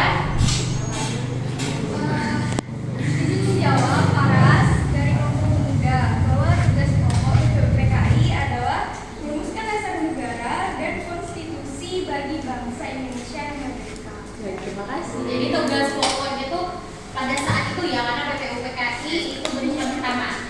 Jadi merumuskan apa? Merumuskan dasar negara. Iya, dasar negara, karena kita belum ada dasar negara ya. Jadi merumuskan dasar negara pada saat itu. Oke, sudah? Oke. Sip, boleh ditutup. Jadi kawan-kawan, demikianlah isi presentasi kali ini. Semoga apa yang disampaikan dapat bermanfaat bagi kita semua. Jika ada kekurangan, mohon dimaafkan karena kesempurnaan sungguh hanyalah milik Allah Subhanahu wa Ta'ala. Saya akhiri, wabillahi taufiq wal hidayah. Wassalamualaikum warahmatullahi wabarakatuh.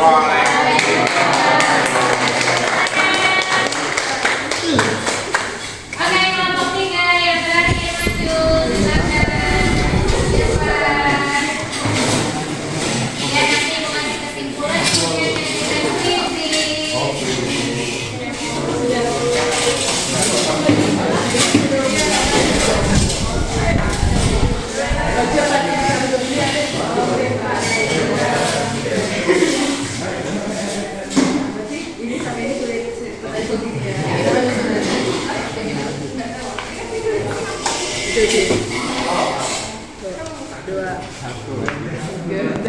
Oke?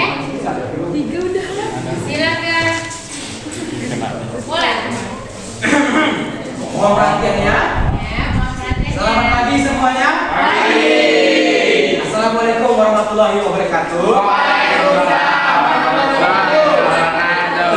Shalom, selamat kita semua. Om Swastiastu, Namo Buddhaya, salam kebajikan.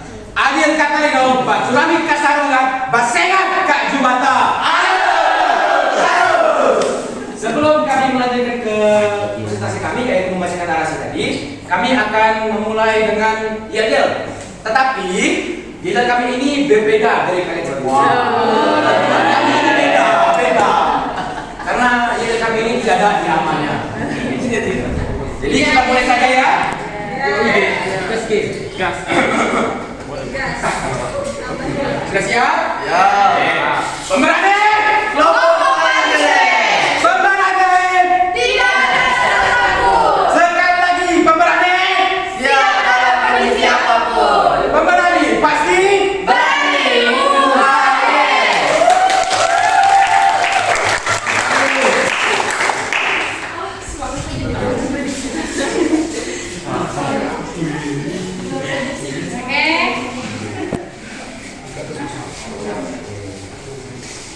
Oke, setelah mendengar giliran tadi, apakah sudah semangat atau masih lesu nih? Semangat.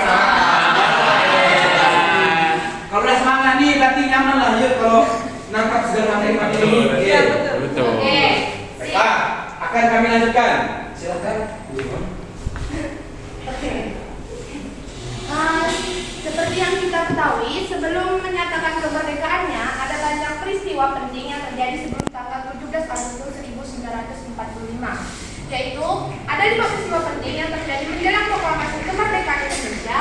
Yang pertama, kekalahan Jepang terhadap Sekutu, yang kemudian dilanjutkan dengan janji kemerdekaan Jepang terhadap bangsa Indonesia.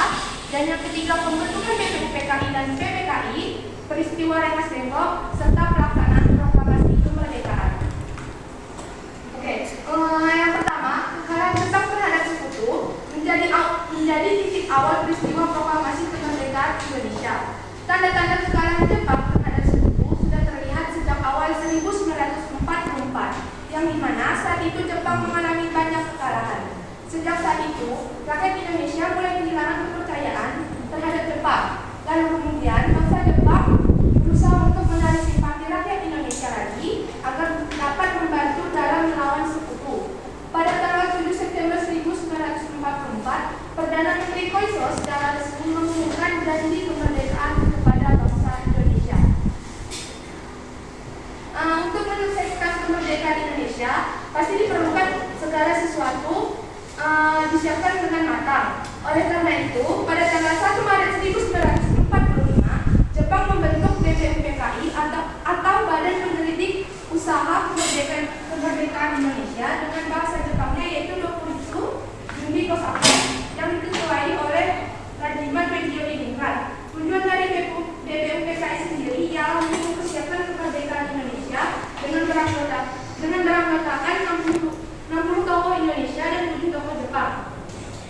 Tugas dari anggota ini sendiri ialah menyelidiki, mempelajari, serta mempersiapkan berbagai hal terkait tata pemerintahan Indonesia jika diberi kemerdekaan oleh Jepang.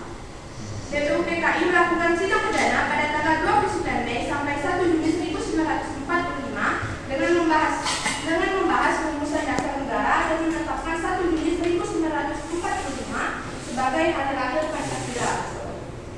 Tetapi pada saat masa antara sidang pertama dan sidang kedua, terbentuklah panitia sembilan yang pertemuan perdananya dimulai pada tanggal 22 Juni 1945 yang menghasilkan sebuah piagam Jakarta yang merupakan rancangan pembukaan Undang-Undang Dasar. Kemudian pada sidang kedua yaitu tanggal 10 Juli sampai 17 Juli 1945 membahas rancangan Undang-Undang Dasar, wilayah NKRI, bela negara, kewarganegaraan, ekonomi, dan pendidikan di bangsa Indonesia tersebut.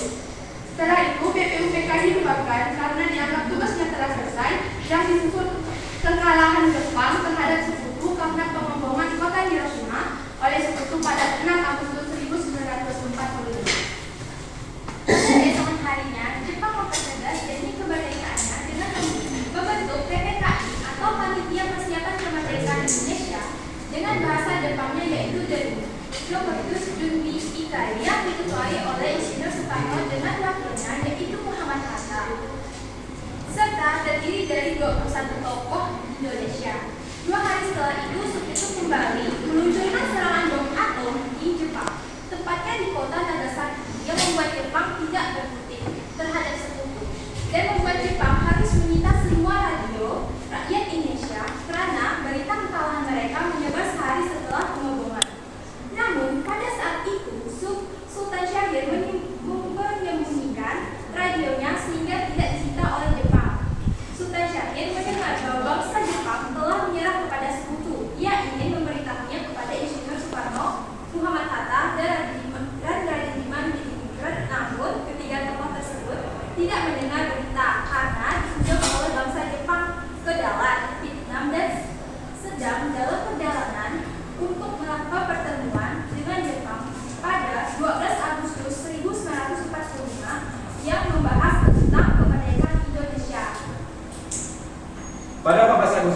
1945, Soekarno dan Bung Hatta serta Regimen Leningrad pulang kembali ke Indonesia dan mendengar kabar bahwa Jepang mengalami kekalahan dari golongan muda.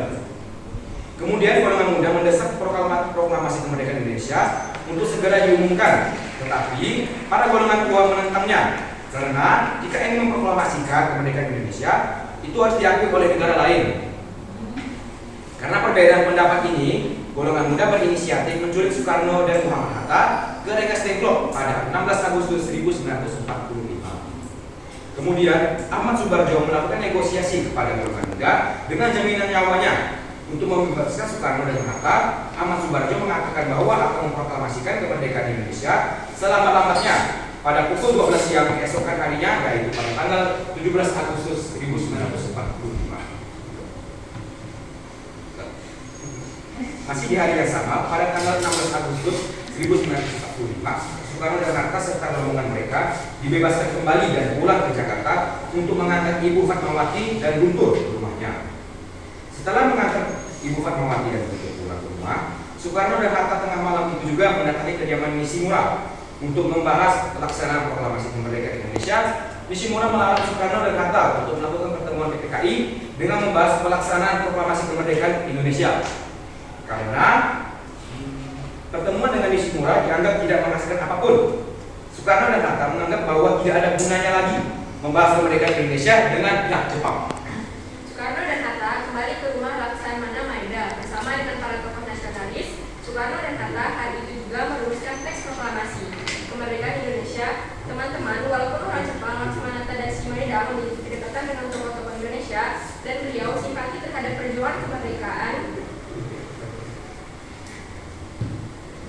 Indonesia, oleh karena itu ia memberi jaminan keselamatan bagi bangsa Indonesia untuk merumuskan teks proklamasi di rumahnya. Setelah berbicara sebentar dengan Soekarno, Bung Hatta dan Ahmad Subarjo, Laksamana Maeda kemudian undur diri untuk beristirahat dan mempersilahkan mereka untuk berunding di ruang makan rumahnya saat itu. Rumusan teks proklamasi disaksikan oleh Hiroshi dari pihak Jepang yang merupakan orang kepercayaan Nishimura Sukani, Sujiro dan BF Dias juga hadir sebagai saksi. Soekarno pertama kali menuliskan kata proklamasi. Lalu ia bertanya kepada Bung Hatta dan Ahmad Subarjo, bagaimana bunyi rancangan pada draft pembukaan UUD Ahmad Subarjo. Kemudian menyampaikan kalimat kami bangsa Indonesia dan ini nyatakan kemerdekaan Indonesia. Bung Hatta menambahkan kalimat hal-hal yang mengenai pemindahan kekuasaan dan lain-lain. Diselenggarakan dengan cara saksama dan dalam tempo yang sesingkat-singkatnya. Kemudian Soekarno menulis Jakarta 1805, wakil-wakil bangsa Indonesia sebagai penutup pukul 04.00, naskah proklamasi selesai disusun. Soekarno meminta persetujuan dalam bentuk tanda tangan oleh semua saksi yang hadir hari itu. Namun golongan muda menolak dengan alasan sebagian yang hadir saat ini adalah kolaborator Jepang. Soekarno mengusulkan agar teks proklamasi cukup ditandatangani oleh dua tokoh, yaitu Soekarno dan Bung Hatta, atas nama bangsa Indonesia untuk dibangun. Dengan perubahan yang telah disepakati, teks tersebut kemudian diserahkan kepada Sayyidina Ali untuk diketik kembali pada pukul 5 pagi, tanggal 17 Agustus 1945. Para tokoh menyebutkan sudah keluar dari rumah Laksana Maeda. Muhammad Hatta berpesan kepada Burhanuddin Muhammad untuk memperbanyak teks proklamasi dan menyiarkan kepada seluruh dunia. Awalnya, atas usul kami, pembacaan teks proklamasi akan dilaksanakan di lapangan Monas atau pada saat zaman dahulu disebut lapangan ibadah. Namun, Soekarno merasa jika diadakan di tempat yang luas dan ramai, hal itu dapat menimbulkan pemberontakan antara rakyat dan pihak militer Jepang. Kemudian,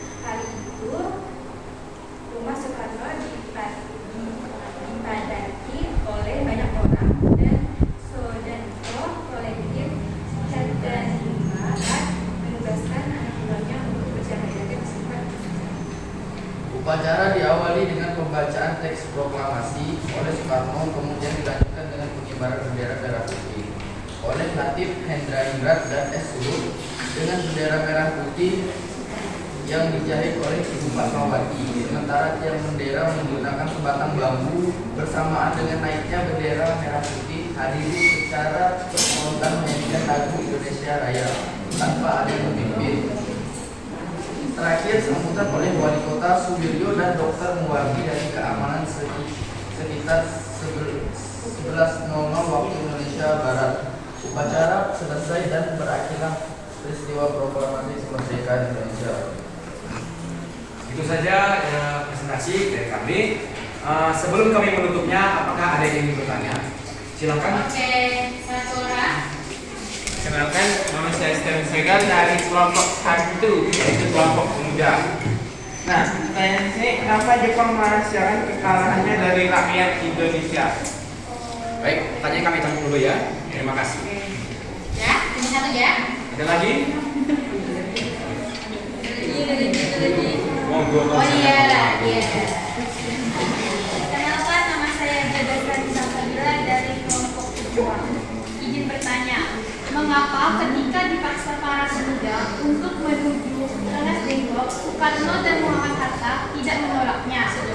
Padahal beliau sebagai tokoh utama PPKI yang memiliki jiwa kepemimpinan dan kewibawaan. Dan makna dari peristiwa tersebut apa? Siap. Kami campur dulu ya. Terima kasih. Nanti dua ya, satu pertanyaan kedua. Ya, oke. Silakan diskusi dulu. Jangan lama-lama.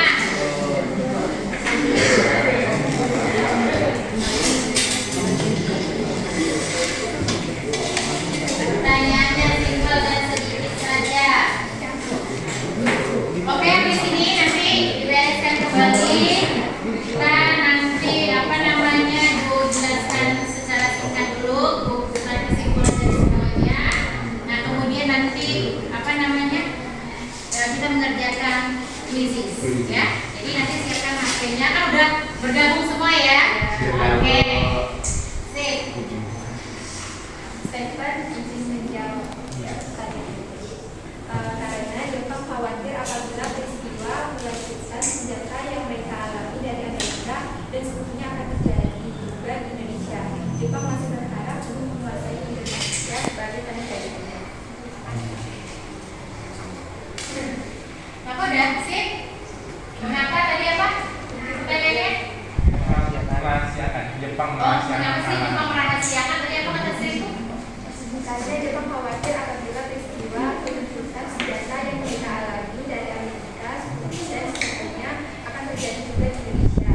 Jepang masih berharap untuk menguasai Indonesia sebagai tanah airnya. Oke, jadi kalau misalnya mengapa sih Jepang tidak mau memberitahukan ya? Memberitahukan bahwa dia itu kalah, ya yang pastinya kalau misalnya orang Indonesia tahu Jepang kalah, ya apalagi Jepang masih dikuasai Indonesia pada saat itu, otomatis Indonesia akan berontak ingin merdeka. Itu yang pastinya. Dia takut kalau melawan dan Indonesia melawan, di sana lagi dia dalam posisi kalah ya, nah habis susah. Oke, udah? Apa lagi? Pertanyaan dia. Oke. Mengapa jika dipaksa para pemuda untuk menuju dengan Dengklok, Soekarno dan Hatta tidak melakukan? Hal itu bisa terjadi karena beliau merasa bahwa kemerdekaan harus diproklamasikan. Namun karena ancaman dari pemerintah Jepang dan janji kemerdekaan, beliau belum memproklamasikannya. Dua pertanyaan dari Ibu. Pertanyaan. Ya, makna dari peristiwa tersebut apa? Makna yang ada di balik itu semua adalah berdirinya Rengas Dengklok sebagai tempat membawa Soekarno dan Muhammad Hatta. Karena tempat tersebut terpencil serta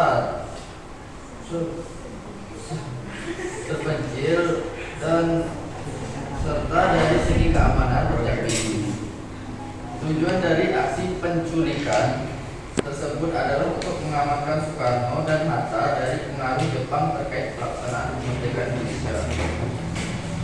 Jadi sebenarnya tujuan dibawanya Private Depok itu adalah sebagai tempat pengamanan, jangan sampai Soekarno kata ini terpengaruh oleh Jepang karena kemudian ingin cepat-cepat memproklamasikan. Oke, sip. Sudah tidak ada pertanyaan lagi? Kalau sudah tidak ada ya kami tutup dulu ya.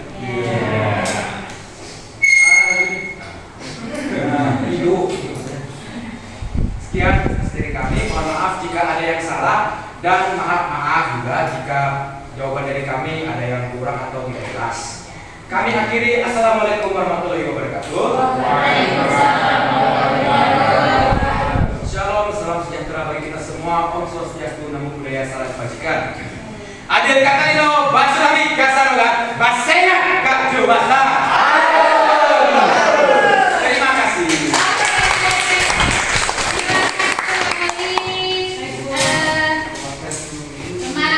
Ingatkan dulu, ya, silakan kembali ke tempatnya masing-masing.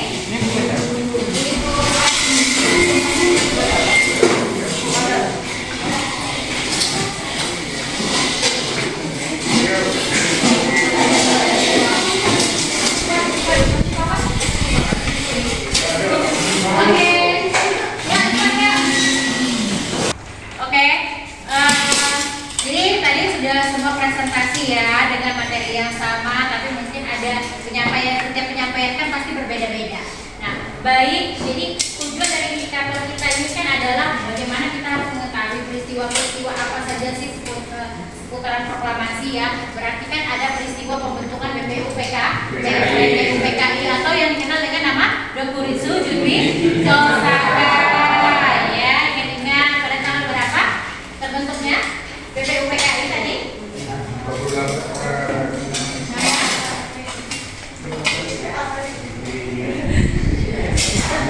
Berapa BPUPKI?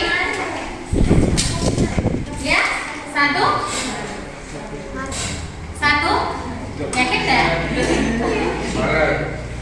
29 April, Bu.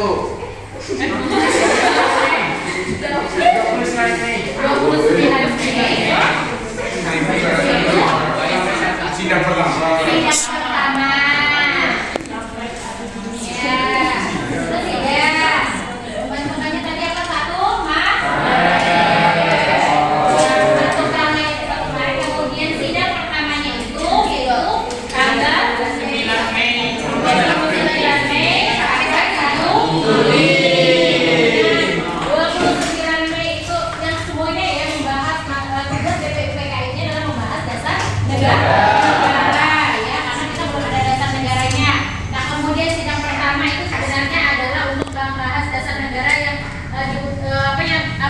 Yang disampaikan oleh siapa? Tanggal 29 itu.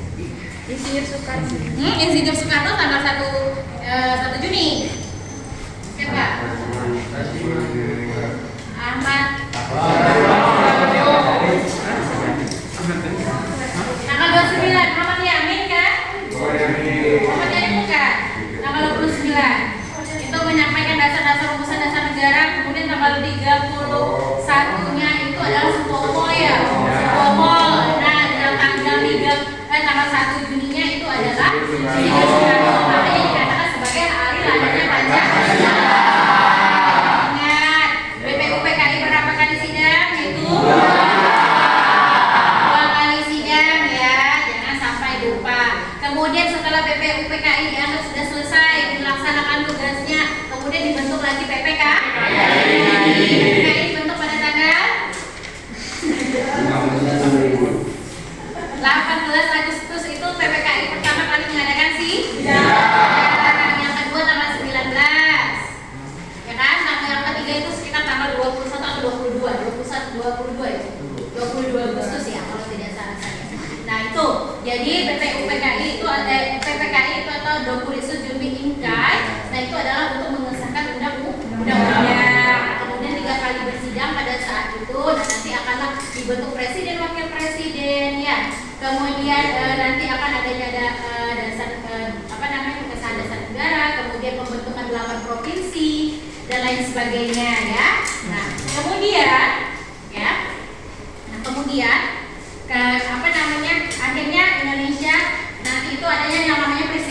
Dengklok. Nah, peristiwa Rengas Dengklok itu di mana Insinyur Soekarno Muhammad Hatta diamankan ke Rengas Dengklok oleh siapa? Oleh para pemuda. Nah, jadi diamankan ke Rengas Dengklok supaya ngapa sih kok diamankan ke Rengas Dengklok? Iya, supaya tidak terpengaruh oleh Jepang. Kenapa? Golongan muda ini kan maunya ikut aja arus Jepang, bentuk PPKI, bentuk BPUPKI, bentuk PPKI, ikuti arahan daripada Jepang. Nah, tetapi kalau para pemuda ini tidak mau, karena menurut pemuda seperti yang Ibu sampaikan di awal, yaitu apa? Kemerdekaan itu bukanlah diberi, tapi dicari sendiri. Nah, modelnya seperti itu, sehingga terjadinya perdebatan antara golongan muda dengan golongan tua. Yang tua ingin menunggu, ya, sedangkan yang muda ingin secepatnya. Akhirnya diamankanlah ke Rengas Dengklok. Mengapa Rengas Dengklok dipilih? Karena Rengas Dengklok itu adalah apa? Kemarin tadi.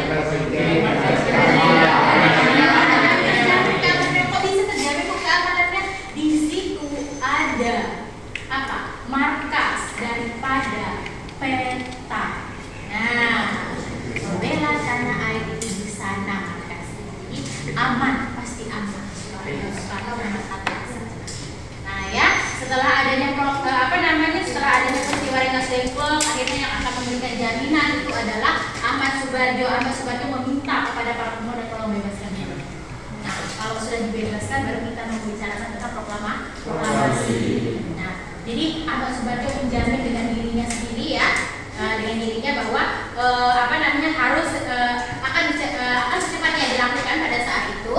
Nah, asalkan dikembalikan dulu Insinyur Soekarno dan Muhammad Hatta ke Jakarta. Nah, akhirnya pemuda menyetujui itu, ya, pemuda menyetujui itu. Jadi dikatakan oleh Ahmad Subarjo paling lambat itu tanggal 17 Agustus itu proklamasi akan disampaikan. Nah, akhirnya para pemuda setuju membebaskan Soekarno. Itu pun dikawal ya sampai ke Jakarta. Bingung mau direbusnya di mana, ini nanti takut ketahuan Jepang. Nah, akhirnya adalah rumah Laksamana Muda Medan, ya. Laksamana Muda Medan menyediakan rumahnya itu supaya apa? Supaya mengapa harus di rumah Laksamana Muda Medan? Supaya tidak adanya Jepang ini tidak curiga dengan akan adanya proklamasi. Nah, akhirnya di rumah Laksamana Muda Medan dirumuskan. Di situ berkumpul para tokoh-tokoh. Nah, menjawab indikator kita yang kedua kan, para tokoh-tokoh kita itu ada Soekarni, BMI, ya, Sayuti Malik, Ahmad Subarjo, ada proklamatornya sendiri Soekarno dan Muhammad Hatta. Setelah dirumuskan, akhirnya sudah selesai diketik oleh Sayuti Malik pada saat itu. Bingung lagi mau di mana ini? Mau di lapangan karena IKD itu luas.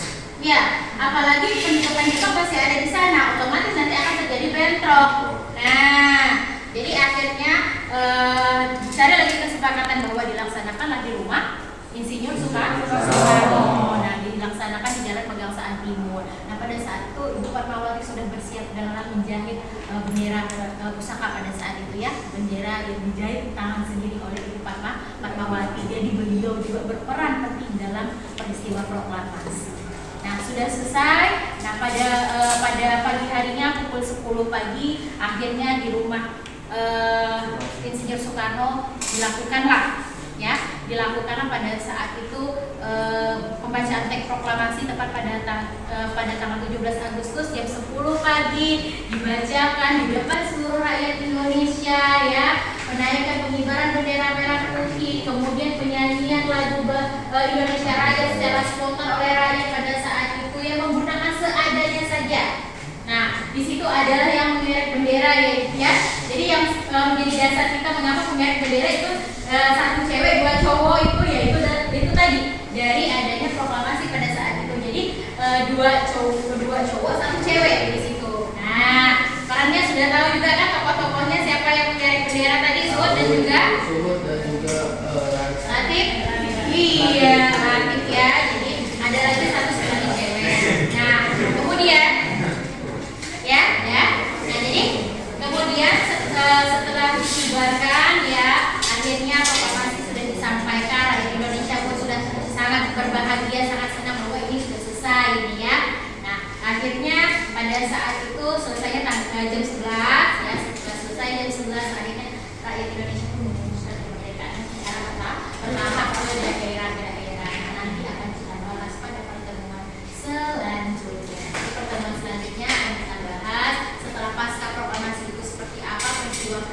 apa saja yang nanti akan terjadi. Karena nanti akan banyak peristiwa yang terjadi. Oke? Oke. Kalau sudah oke, silakan pegang HP-nya. Kemudian masuk ke quizzes kita yang sudah dipersiapkan. Nah, silakan nanti diisi. Ya. Waktu mengisi 10 menit.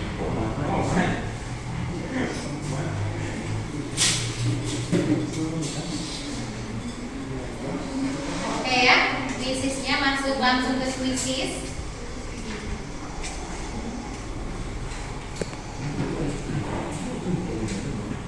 Isi nama. Jangan lupa ikuti gamenya, game ya. Kalau di quizzes itu. Oke, kalau sudah selesai silakan kirim. Kalau sudah kirim semua, berarti kita refleksi dulu. Habis itu berdoa, pulang. Atau istirahat nih.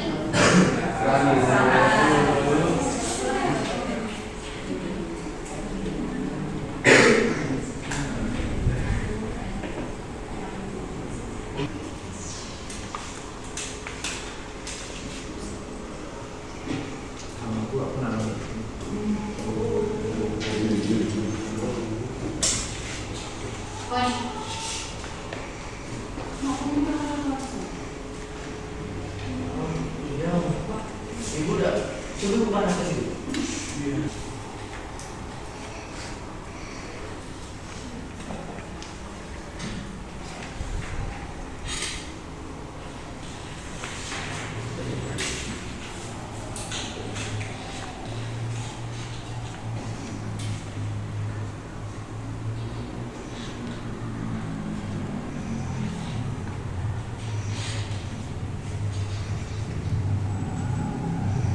Oke, sudah selesai semuanya? Sudah. Oke, kalau sudah berarti nanti tinggal dilihat ya tugasnya. Di sana sudah terekam semua atau belum? Oke, nah jadi ini refleksi kita pada pagi hari ini.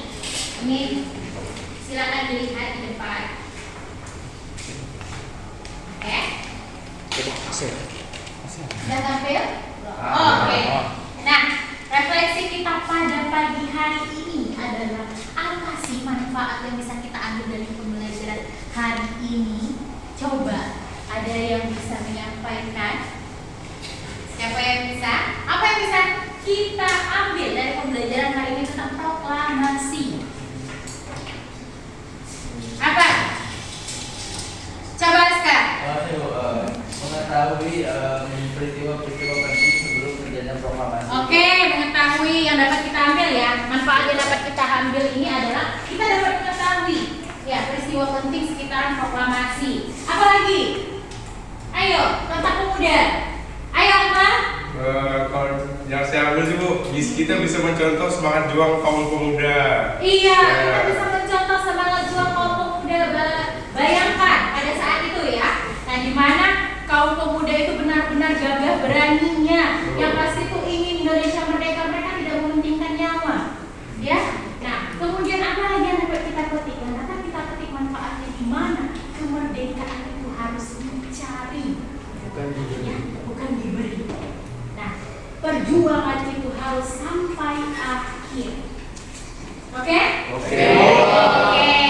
Kalau sudah, berarti kita tutup dulu ya. Kita tutup dengan doa pembelajaran kita pada pagi hari ini. Semoga pembelajaran ini dapat bermanfaat ya. Jadi pembelajaran untuk kalian di depannya nanti. Oke, silakan Amal pimpin doa terlebih dahulu. Untuk mengakhiri pembelajaran pada pagi hari ini, marilah kita berdoa kepada kepercayaan kita masing-masing. Doa ulangi.